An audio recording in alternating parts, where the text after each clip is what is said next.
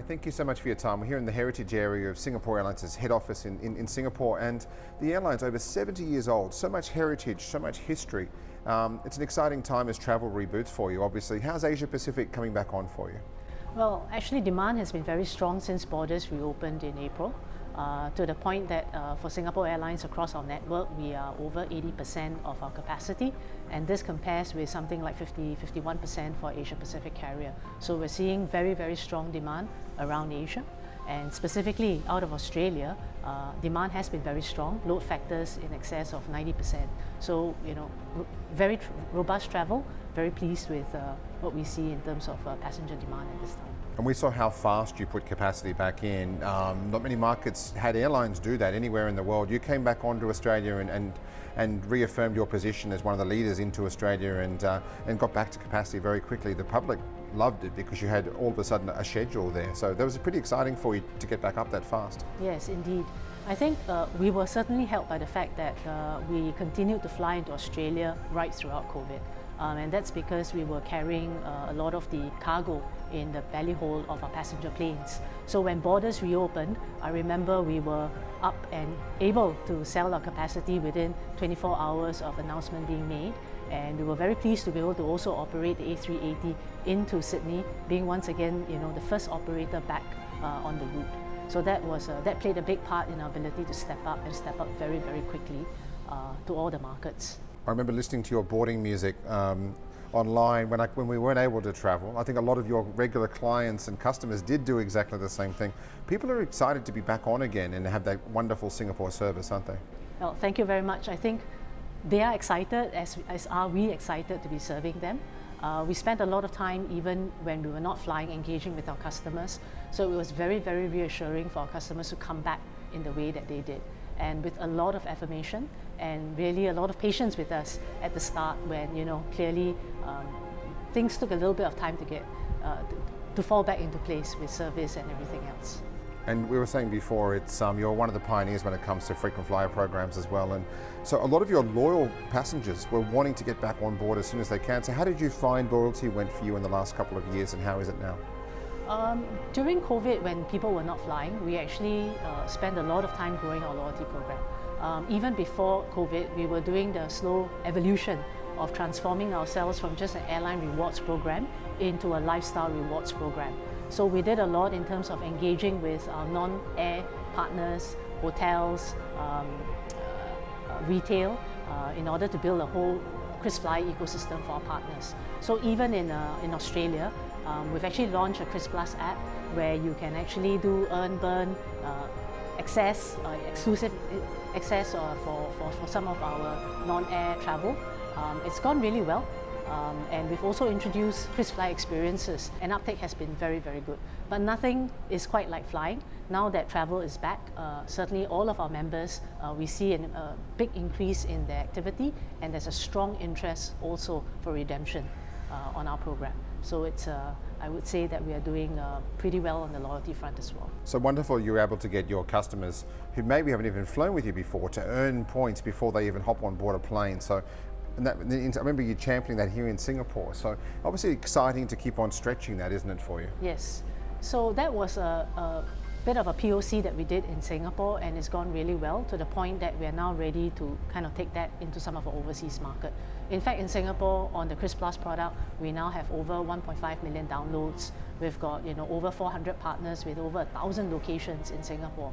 So residents of Singapore, as well as travelers who are coming into Singapore, whether for a stopover or for holiday, can make use of that kind of ecosystem to get deals, privileges, use their miles to burn off, redeem products, as well as earn more points as they shop around in Singapore. So it is a good and strong reinforcing kind of ecosystem for our customers. When it comes to your global markets, obviously the United States, you're doing more point-to-point flying out of Singapore into those key cities, and same in Europe. You've been adding flights into Europe as well. So how are you expecting the next northern summer to go for you? Actually, for both markets, we've seen very, very strong demand. Let me talk about the US first. To the US, I think coming out of COVID recovery, we now have more services, more seats to the US, and significantly more of them are actually non-stop service. So we fly the non-stop A350 ULR to New York, to Los Angeles to San Francisco. And that's where we have actually primarily been adding capacity on non-stop versus a one-stop service, because for our customers, that's what they like, the ability to fly between Singapore and the US in one stop rather than having multi-stops. So we are now larger in capacity, larger in frequency to the US than we were even before COVID. To Europe as well, demand has been coming back very, very strongly. On peak routes like London, we're back to 4 daily services, 2 of which are the A380s, and in fact during the coming northern summer, we're going to step up our London frequencies to serve it with 3 A380s instead of 2. So that speaks to the very, very strong demand that we see to the UK. And obviously between Singapore and UK, that's not all the traffic we carry. We also carry a lot of our customers from Australia and all over around our network into Europe. So again, loads are doing well, demand still very, very strong on some of these points. Amazing resilience from some of those cities, Paris, New York, London, Los Angeles, and how fast the demand has just come back on so quickly, isn't it? Yes. So I think when borders started to come down, restrictions came down, we saw a lot of pent-up demand. Initially, it was from people who have been shut off from their friends and family for the last 3 years. But even after that subside and that ebb, I think we see a good recovery in all segments, corporate, business, as well as leisure travel. So, future still uncertain, but for now, we still see very strong demand on our services. And closer to home around here, you've had a few changes. Obviously, Silk Air a couple of years ago merged into Singapore Airlines, and you've got a beautiful new business class product now on the 737s. It's obviously exciting to see those 737s going to so many ports again in Southeast Asia for you. Yes, indeed. I think we took advantage of COVID. We did the integration of Silk Air into Singapore, and we actually continued to invest in the product. So on the narrow bodies, we now have, many of the narrow bodies, we now have full live flat beds, and even in business class. So that, for us is a huge investment. Our customers love it, and that gives us the opportunity to provide seamless travel from Singapore Airlines all the way through to some of these secondary cities within Southeast Asia as well. And gives you more opportunity to grow in Southeast Asia, which is exciting as the area really picks up very fast. Absolutely. I think when borders first reopened, obviously the first wave of travel were mainly to the metro cities. With the old Silk Air points, these tend to be a little bit more secondary cities. But now that demand is a little bit more even, we are certainly seeing demand pick up also to some of these secondary cities in and around Southeast Asia and East Asia. And last but not least, Changi Airport, obviously it's your home, and the passenger numbers, just seeing it move and move. You've got great new lounge products there as well. It's a really exciting time for Singapore Airlines overall, isn't it? Oh, absolutely.